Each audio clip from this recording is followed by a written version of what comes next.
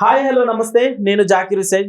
Madrasi movie అయితే వచ్చేసింది. శివకార్తికేయన్ చాలా రోజుల నుంచి హిట్ కోసం ఎదురు చూస్తున్నాడు. ఈ మూవీ రివ్యూ అయితే తెలుసుకుందాం. ప్రస్తుతం మనతోటి సినీ క్రిటిక్ జగదేవ్ ఉన్న స్టూడియోలో. ఒకసారి డిస్కస్ చేసేద్దాం మూవీ గురించి. Hello sir. Sir, Madrasi movie ఎలా ఉంది సార్? మద్రాసి మూవీ అంటే యాక్చువల్గా చెప్పాలంటే మురుగదాస్ డైరెక్టర్ మూవీ. అలా అనుకునే సినిమా చూడడం జరిగింది. సో ఏ స్థాయిలో ఉంటుందో అని అనుకుని ఎక్స్పెక్ట్ చేసాం. మురుగదాస్ స్టైల్లోనే ఉంది. అంటే ఆల్రెడీ తుపాకీ ఎంత హిట్ అయింది మనం చూసాం మురుగదాస్, మన విజయ్ తలపతి. సో ట్రైలర్ కూడా అలాగే అనిపించి వెళ్ళాను. బట్ ఏదో చిన్న పాయింట్ పెడతారు. ఇప్పుడు మనం పాయింట్ కంప్లీట్ రివీల్ చేస్తే ఫ్యాన్స్ మన మీదకి వస్తారు. సో ఒక సామాన్యుడికి డ్రగ్స్ ఎలాగ ఎడిక్ట్ అయ్యి ఇబ్బంది కలిగిస్తుందో మాదక ద్రవ్యాలు, అలాగే వెపన్ కూడా యుఎస్ కల్చర్ లాగా మనకు కూడా రాబోతుంది, వచ్చేస్తుంది. అది కూడా మెట్రోపాలిటన్ సిటీస్ లో ఈ కల్చర్ వస్తుంది అనే దాని మీద కాన్సెప్ట్. సో శివకార్తికేయన్కి ప్లస్ ఏంటంటే లాస్ట్ హిట్ అమరన్, దేశభక్తికి సంబంధించి చేశారు. ఇది కూడా ఒక విధంగా ఒక సాధారణ సిటిజన్ గా ఉంటూనే దేశభక్తికి కోసం, అదే సొసైటీ కోసం పాటుపడతాడు. అలాగే కొంత గజనీ కాన్సెప్ట్ కూడా ఉంది ఇందులో. ఆయనకు చిన్న డిసీజ్ లాంటిది ఉంటుంది. దానివల్ల ఆయన ఏదైనా బాగా అనుకుంటే చేయగలుగుతాడు అనేది సినిమా. మనం అంతవరకే చెప్పుకోగలగాలి. కాకపోతే మురుగదాస్ సినిమా కాబట్టి ఒక మంచి సోషల్ మెసేజ్ లాస్ట్ లో మనకు కనిపిస్తుంది.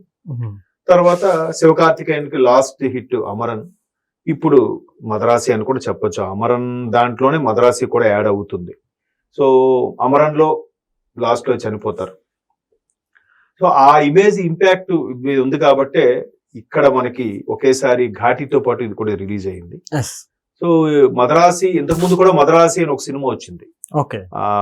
ఆర్యన్, తమిళ హీరో ఆర్యన్ ఉంటారు కదా, ఆ హీరో అటు బ్రిటిష్ వాళ్ళ టైంలో ఉండే స్టోరీ. అది ఒక బ్రిటిష్ అమ్మాయిని ఇష్టపడడం, లవ్ స్టోరీ లాగా తీశారు మద్రాసి అని. సో ఇక్కడ మద్రాసి ఏంటంటే మద్రాసులో, అంటే మద్రాస్ అంటారు, అంటే ఇప్పుడు మారిపోయింది కానీ సౌత్ అంతటిని కూడా మద్రాసి అనేవారు. మద్రాసు అంటే సౌత్ వాళ్ళందరూ కూడా వాళ్ళకి ఆంధ్ర అని, కన్నడ అని, మలయాళం అని ఎవరు అనేవారు కాదు. సౌత్ నుంచి ఎవరు వెళ్ళినా మద్రాసి, వాళ్ళకి అది ఒకటే తెలుసు.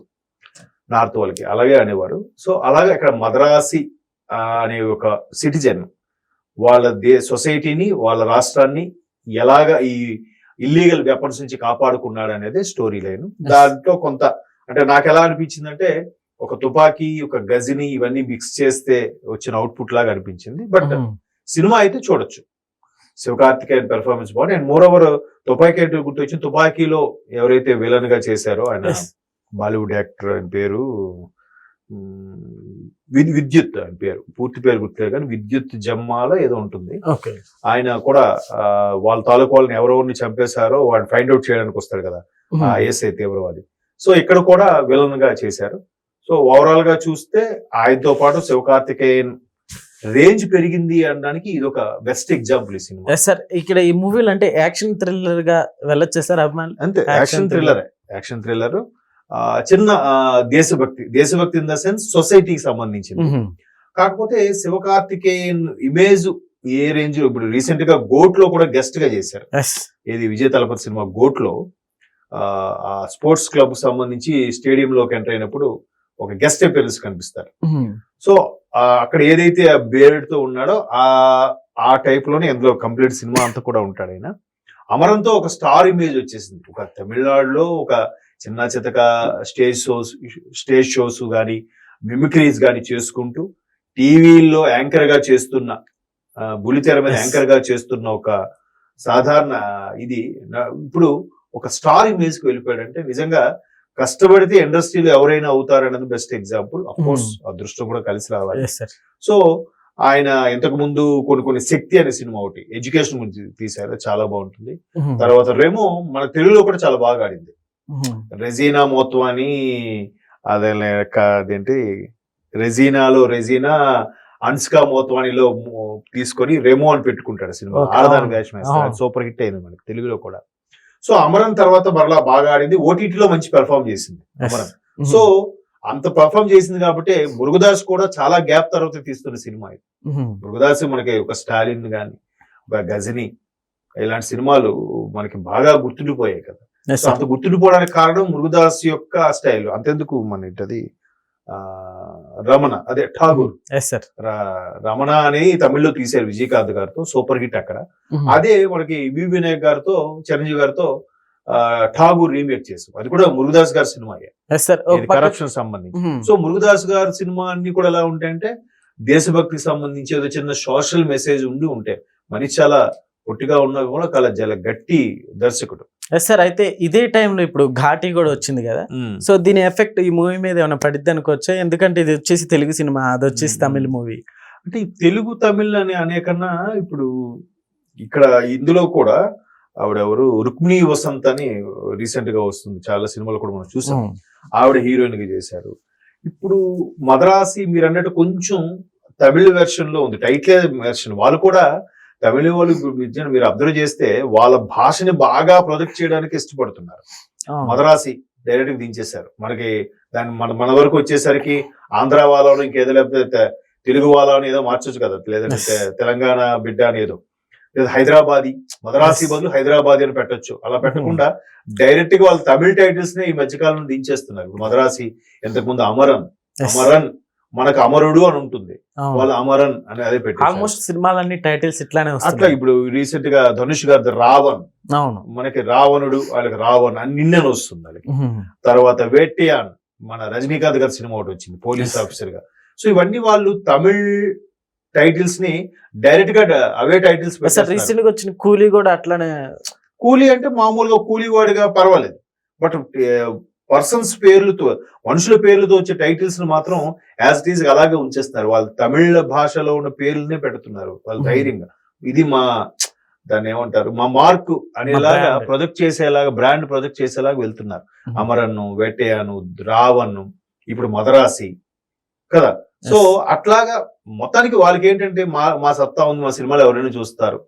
వాళ్ళు వేరే భాష నేర్చుకోరు కానీ వాళ్ళు మాత్రం అన్ని భాషలు రిలీజ్ చేస్తారు. వాళ్ళ భాషే వాళ్ళు గొప్పగా ఉంటుంది. అంతెందుకు ఏఆర్ రెహమాన్ గారు ఉన్నారు, ఆయన ఎన్నో తెలుగు సినిమాలు కంపోజ్ చేశారు. తెలుగు మాట్లాడతాడు, ఎక్క స్టేజ్ మీదైనా మాట్లాడాడు. అవసరం అనుకుంటే ఆస్కార్ స్టేజ్ మీద తమిళ్లో మాట్లాడాడు తప్ప ఇక్కడికి వచ్చి పక్క రాష్ట్రం వచ్చి తెలుగులో మాట్లాడడం మాత్రం నచ్చడు. తెలుగు రాకుండానే, తెలుగు భావం తెలియకుండా దాన్ని కంపోజ్ చేయగలుగుతారా? భావం తెలిస్తే ఇంకా బాగా కంపోజ్ చేయగలుగుతాం, ఆ సిచ్యువేషన్ సందర్భం బట్టి, అంతే కదా. సో మరి ఆయన ఎప్పుడు మాట్లాడలే, మనం మాత్రం సర్లే అంటాం. వాళ్ళు అలా కాదు, మా భాషే గొప్ప, మాదే ఫస్ట్, మాదే అతి పురాతనమైన భాష అని నమ్ముతారు. వాళ్ళు అలా ప్రూవ్ చేసుకుంటున్నారు కూడా. తమిళ కన్నా తెలుగు పురాతనమైన భాష, ప్రాచీనమైన భాష. మనం ప్రూవ్ చేసుకోలేకపోయాం, వాళ్ళు ప్రూవ్ చేసుకున్నారు. ఇప్పుడు అందుకే మన వాళ్ళు ఇంగ్లీష్, హిందీ మాట్లాడుకుని పెద్ద గొప్పగా మాట్లాడుతుంటే దేశంలో హిందీ తర్వాత ఎక్కువ మాట్లాడే భాష తెలుగే ఉండేది. తెలుగు థర్డ్ ప్లేస్ కి వెళ్ళిపోయింది, తెలుసా మీకు? తమిళ్ రెండో ప్లేస్ కి వచ్చేసింది. సో మన వాళ్ళు గొప్పకి డాడీ, పప్పా, పప్పా ఏంటి, అప్పా ఏంటి, అది హిందీ వాడే కదా, నువ్వు తెలుగులో నాన్న అనొచ్చు కదా. అదొక పాస్ట్ అది సబ్జెక్ట్ అటు సార్. మన వాళ్ళ సబ్జెక్ట్ నిజంగా అటు వెళ్తుంది కానీ మన వాళ్ళు ఇక్కడే తెలంగాణ, ఆంధ్ర అని చెప్పి అనుకుంటున్నారు. ఇక పక్క కరెక్టే. ఎందుకంటే అలాగా వాళ్ళు తమిళ వాళ్ళు ఆ సినిమాల్ని వాళ్ళ ప్రొజెక్ట్ చేసే విధానంగా కానీ, ఎప్పుడైతే ఒక రాజమౌళి, ఒక కొరటాల శివ, చాలా మంది పూరి జగన్నాథ్ గాని వీళ్ళందరూ బాగా వచ్చిన తర్వాత ఇప్పుడిప్పుడు ఒక పాన్ ఇండియా మూవీ కల్చర్ కి వెళ్ళడం, బాగా హైప్ తీసుకురావడం జరుగుతుంది. మన వాళ్ళు ఏంటంటే అందరికీ నచ్చేలాగా, సర్దుకుపోయేలాగా తీస్తారు. వాళ్ళ మా తమిళ్ అనేలాగా చూస్తారు.